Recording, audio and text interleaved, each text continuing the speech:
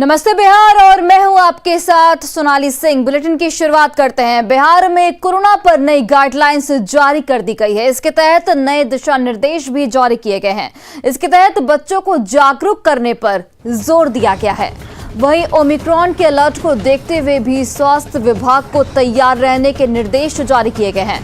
आपको बताते हैं कोरोना पर बिहार में जारी नई गाइडलाइंस में क्या क्या है। बच्चों के जरिए अभिभावकों को जानकारी दी जाएगी। सभी शिक्षण संस्थानों में ऑनलाइन पढ़ाई जारी रहेगी।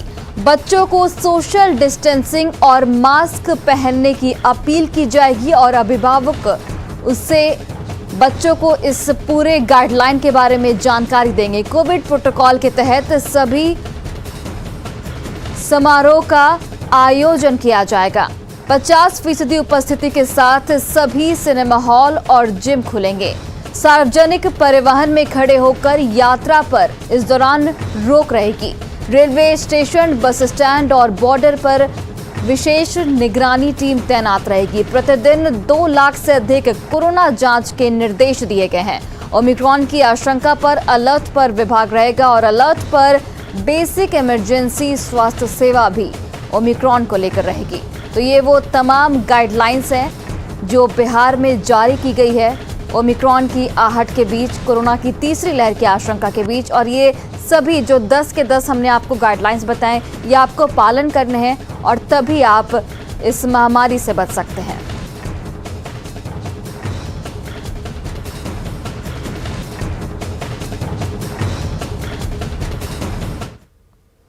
और देखिए, नीति आयोग की रिपोर्ट में बिहार को पिछड़ा बताए जाने के बाद जेडीयू ने विशेष राज्य के दर्जे की मांग तेज कर दी है।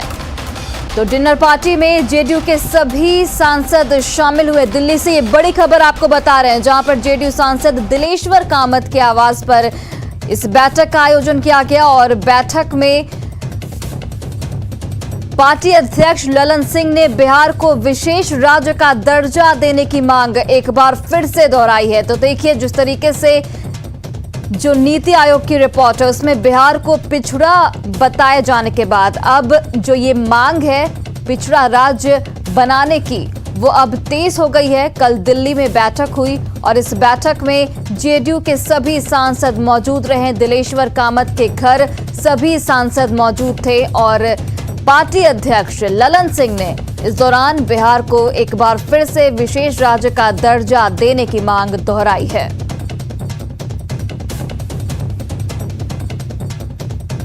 राज्य के दर्जा की मांग बिहार में बहुत दिनों से है और हम लोग ये मानते हैं। और अब जब नीति आयोग ने ये कहा है कि भाई बिहार पिछड़ा है, तो आप बिहार पिछड़ा है अगर, तो उसको अगर आप मदद नहीं करिएगा और विशेष राज्य का दर्जा बिहार को नहीं दीजिएगा, तो बिना बिहार को अन्य राज्यों के जगह पर स्थिति में लाए हुए आप देश का विकसित देश की कल्पना नहीं कर सकते। तो विकसित देश की अगर कल्पना करनी है तो बिहार को विशेष राज्य का दर्जा मिलना चाहिए। और देखिए, इससे पहले सीएम नीतीश कुमार ने एक बार फिर मुस्कुराते हुए बिहार को विशेष राज्य के दर्जे को बिहार के लिए जरूरी बताया। सुनिए सीएम ने स्पेशल स्टेटस पर क्या कुछ कहा। आखिर मुख्यमंत्री का दर्द छलक जाता है, बिहार को स्पेशल। हमारा कोई दर्द नहीं, इतना जो भी है सो आप बिहार के नहीं है। ये सब का कॉमन चीज है, आपका भी है स्पेशल। हमारा कोई दर्द नहीं, इतना जो भी है सो आप बिहार के नहीं है। ये सब का कॉमन चीज है, आपका भी है। वही देखिए, कुछ दिनों के पहले नीति आयोग ने रिपोर्ट जारी की थी जिसमें बिहार को सबसे गरीब राज्य बताया गया है। नीति आयोग के इस रिपोर्ट के बाद जेडीयू ने एक बार फिर से विशेष राज्य के दर्जे की मांग तेज कर दी है। आज तो जेडीयू के सांसद ने शीतकालीन सत्र में भी स्पेशल स्टेटस की मांग पर मुद्दे को हवा दे दी। सहायता के लिए अगर ये होगा तो अतिरिक्त सहायता, राज्य के कई राज्यों को मालूम है विशेष राज्य का दर्जा मिला हुआ है, तो उनको कितना एडवांटेज हुआ, तो उसी तरह का एडवांटेज बिहार और इस तरह के अन्य किसी कुछ पिछड़े राज्यों को अगर मिल जाएगा तो बहुत आगे बढ़ जाएगा। तभी ना देश पूरा आगे बढ़ गया भाई। सोमवार को सीएम नीतीश कुमार के इस बयान के 2 दिनों बाद बुधवार को जेडीयू के सांसद सुनील कुमार पिंटू ने संसद में विशेष राज्य के दर्जे की मांग बुलंद की और बिहार के विकास के लिए विशेष दर्जे को बेहद जरूरी बताया। हिंदुस्तान पूरी दुनिया से तभी कंपटीशन में अपने आप को सर्वोच्च देश साबित कर सकता है जब तक कि बिहार भी अन्य राज्यों के बराबर में विकसित होकर हिंदुस्तान के अंदर में नंबर 1 के राज्यों में गिनती में नहीं आएगा। तब तक आप विदेशों में जाकर भारत देश का परचम लहराने में कहीं न कहीं आपको ये बाधा आएगी कि आपका एक राज्य, अभी नीति आयोग ने अपनी जो रिपोर्ट प्रकाशित की उसमें उसने लिखा है कि बिहार सबसे पिछला राज्य है। अगर पिछले राज्य में हमें आपने नीति आयोग ने हमें रखा है तो हमें आपके माध्यम से वित्त मंत्री जी से, प्रधानमंत्री जी से और लगातार हमारे मुख्यमंत्री नीतीश जी मांग कर रहे हैं कि स्पेशल पैकेज से नहीं, हमें विशेष राज्य का दर्जा चाहिए। नीति आयोग की रिपोर्ट के बाद जेडीयू ने फिर से बिहार को विशेष राज्य के दर्जे की मांग तेज कर दी है, जबकि बीजेपी को लगता है कि विशेष राज्य के दर्जे की मांग की बजाय जो विशेष पैकेज केंद्र की ओर से मिल रहा है उसकी बदौलत भी विकास को गति दी जा सकती है। देखिए, विशेष राज्य का दर्जा तो अब मिल ही नहीं सकता है। जो पूर्व की सरकार के समय में निर्णय हुआ उसके अनुसार विशेष पैकेज की बात कही जा रही है, तो विशेष पैकेज तो मिलता है। भारत सरकार विभिन्न विभागों में विशेष पैकेज देने का काम किया और प्रधानमंत्री जी ने खासतौर पर जो कमिटमेंट किया था पिछले कुछ वर्ष पहले, उसको अक्षरशः पालन करने का काम किया है और कर रहा है। दरअसल नीति आयोग की रिपोर्ट में कहा गया है कि भारत में सबसे ज्यादा गरीबी बिहार में है। राज्य की 51.91% जनसंख्या गरीब है। दिल्ली से न्यूज़ 18 के लिए अमितेश कुमार की रिपोर्ट।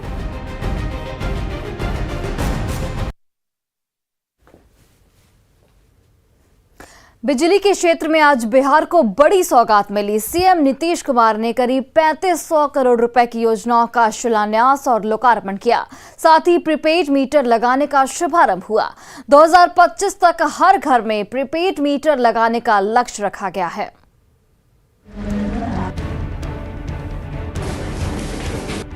अब बिहार के घर घर में बिजली का स्मार्ट प्रीपेड मीटर लगेगा। लोग जितना बिजली खर्च करेंगे उतने का ही भुगतान करेंगे। न तो ज्यादा बिल आने का झंझट और न ही कोई झमेला। ऐसा संभव हुआ है उस सौगात मिलने से जो बिहार के मुख्यमंत्री नीतीश कुमार ने आज बिहार वासियों को दी। नीतीश कुमार ने करीब 3500 करोड़ रुपए की योजनाओं का शिलान्यास और लोकार्पण किया। जब प्रीपेड मीटर हो जाएगा तो जो आपका रेट निर्धारित है वो बहुत कम रेट निर्धारित है। जिस दर पर हम लोग बिजली लेते हैं उससे कम दर पर दे रहे हैं बहुत ज्यादातर लोगों को। और दूसरी बात है कि जब हो जाएगा तो आपको कोई गलत रेट नहीं आएगा, तो इसलिए सबको लाभ मिलने वाला। सीएम ने यह भी कहा कि घर में स्मार्ट मीटर लगाने के बाद कुछ लोग ये भी मांग करेंगे कि बिजली मुफ्त दी जाए, लेकिन लोगों को ये जान लेना चाहिए कि सरकार बिजली कितने में खरीदती है और कितने सस्ते रेट पर लोगों को देती है।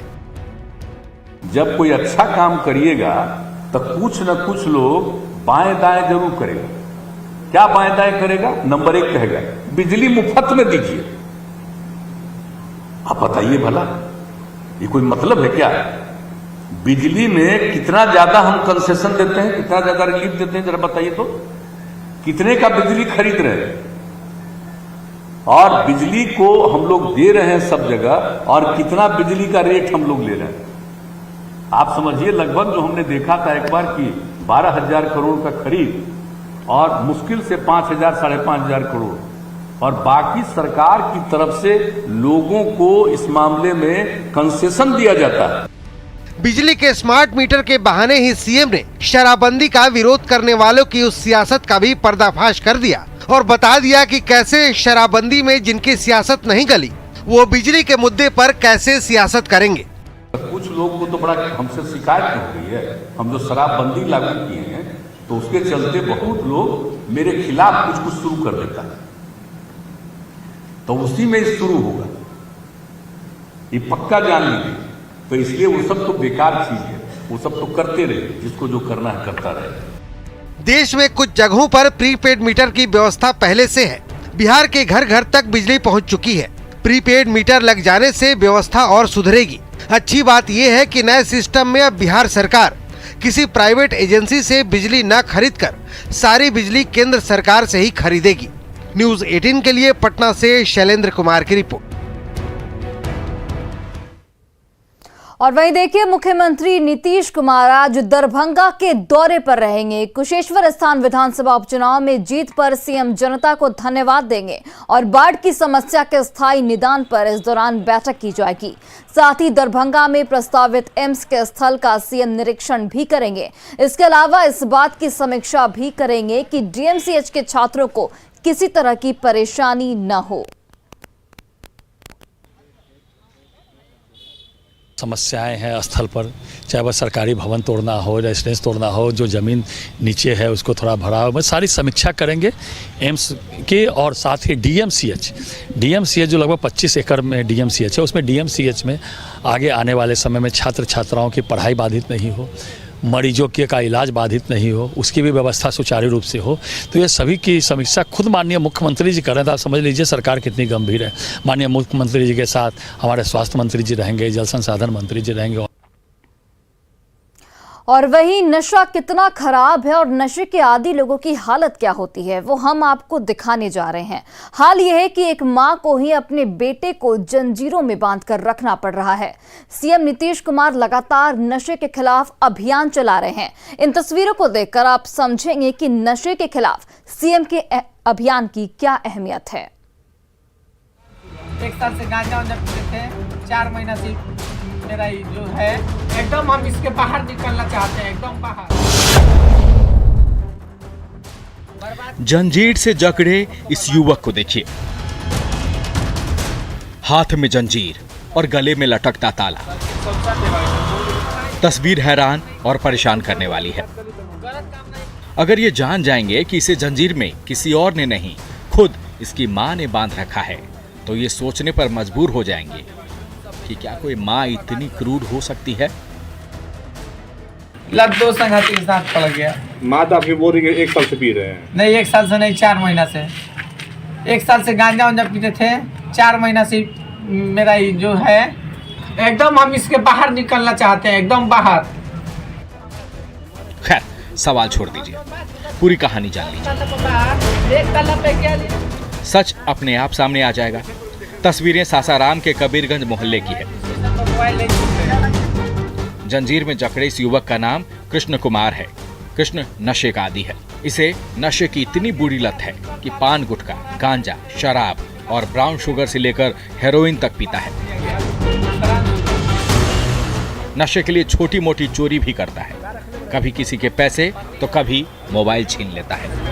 कागज में कहा हिरोइन पीता है, गांजा पीता है, भांगो खाता है, दारू भी पीता है। इसका सब नशा है। सिगरेट, खैनी, बीड़ी, गुटखा सब खाता है, मारपीट करता है।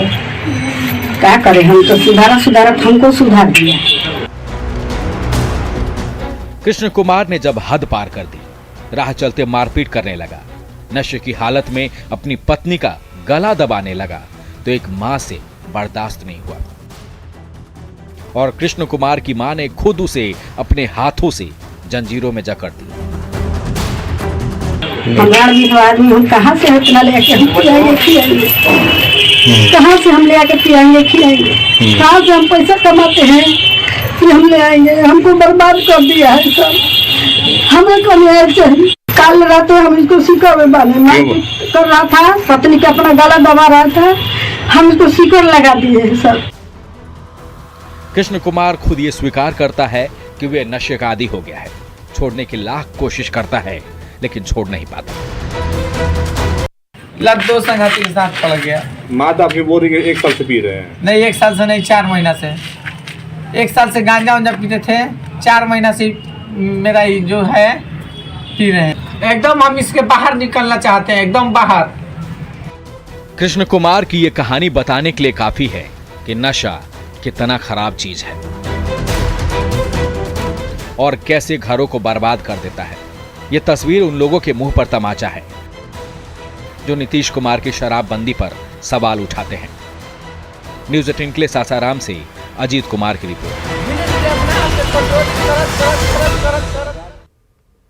और देखिए, पूर्व मुख्यमंत्री जीतन राम मांझी ने एक बार फिर शराबबंदी में छूट की वकालत की है। बगहा में उन्होंने कहा कि बिहार में सभी जानते हैं कि बड़े लोग शराब पीते हैं, लेकिन गरीबों को थोड़ी शराब पीने पर जेल भेज दिया जाता है। जीतन राम मांझी ने कहा कि थोड़ी मात्रा में शराब पीने की छूट मिलनी चाहिए। और स्ट्रीट के नाम पर भी कोई ले जाएगा तो उसको पकड़ के जेल भेज दीजिएगा, तो होम्योपैथी की दवा कैसे चलेगी? कोर्ट ने भी कहा है, मेडिकल साइंस भी कहता है, लिमिटेड से में अगर दारू का सेवन किया जाए तो कोई घाटा नहीं है। हम यही कहना चाहते हैं, सरकार के साथ हैं तो भी कहना चाहते हैं कि माननीय मुख्यमंत्री जी, आप इस लाइन तक जो हमने कहा वहां तक आप संशोधन कीजिए और शराब नीति को आगे बढ़ाइए। हम भी उसका पक्षधर हैं। और फिलहाल इस बुलेटिन में बस इतना ही। आप देखते रहिए न्यूज़ 18 बिहार झारखंड।